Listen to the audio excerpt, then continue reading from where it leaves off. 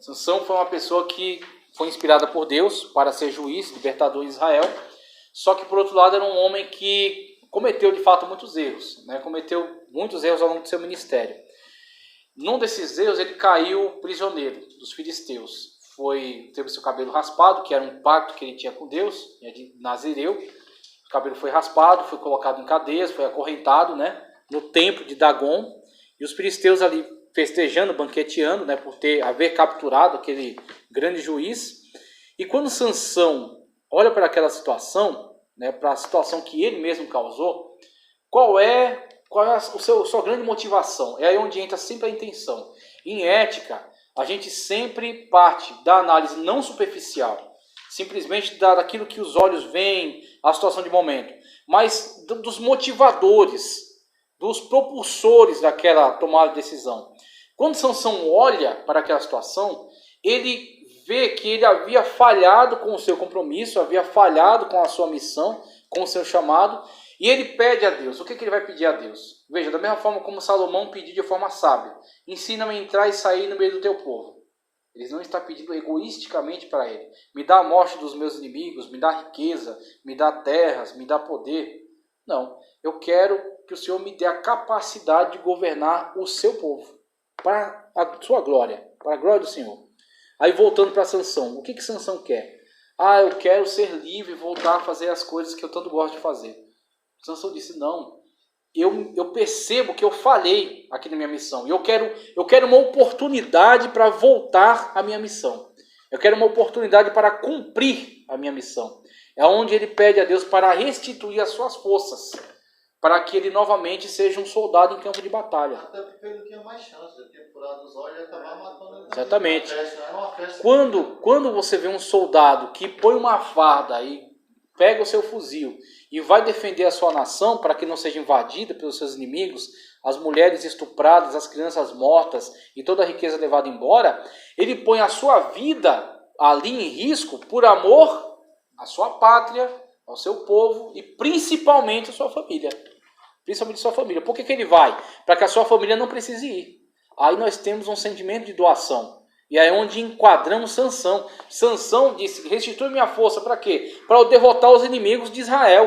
Derrotar os inimigos de Deus. É onde Deus restitui as forças dele, ele traz toda aquela edificação sobre si. A intenção final não é a sua própria morte. Se ele puder sobreviver, melhor ainda.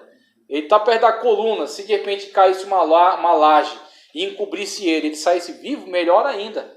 Agora, se a destruição dos filisteus causasse também a sua, ele estava disposto a tudo, né? Para a honra e a glória de Deus e para o benefício do seu povo. Olha a situação de Sansão e olha a situação do suicida de forma comum. Eu perdi meu dinheiro. É que nem teve uma situação nessa queda, nessa situação de crise, onde com a queda da bolsa, uma pessoa que tinha tantos bilhões, vamos colocar aqui, a pessoa tinha 7 bilhões em imóveis, dinheiro, investimentos e tudo. Deu a crise, tá certo? Então o mercado esfriou e a bolsa caiu e ele perdeu 3 bilhões.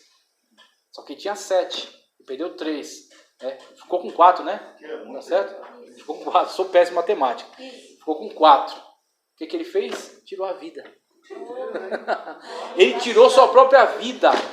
Porque ele perdeu.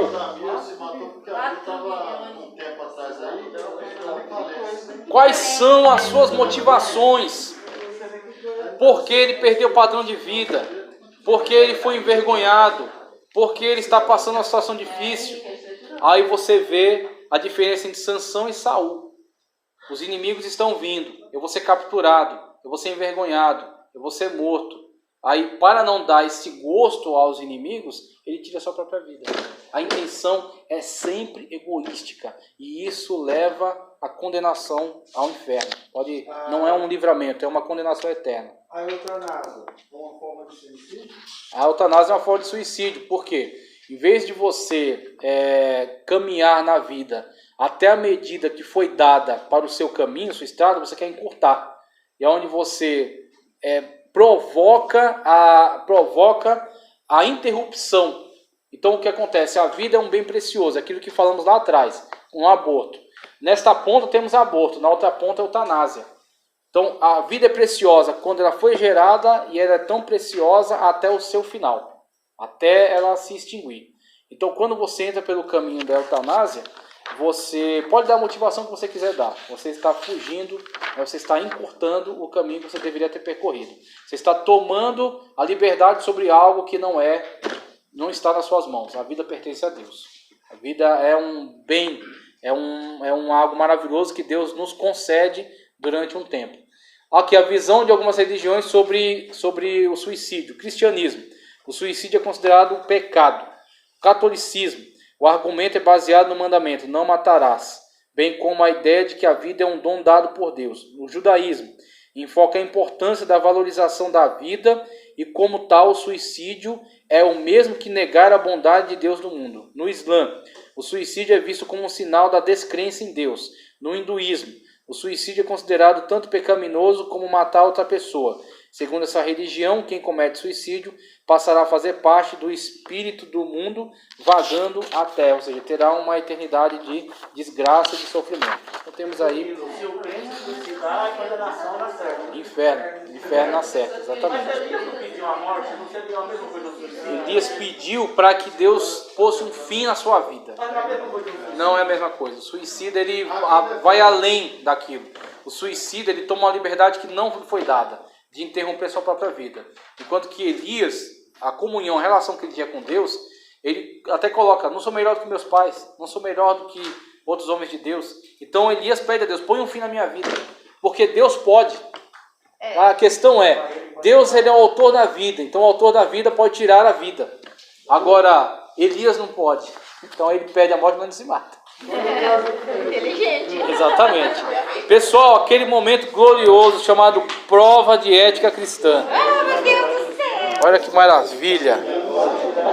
Apoteose. Aí que bênção.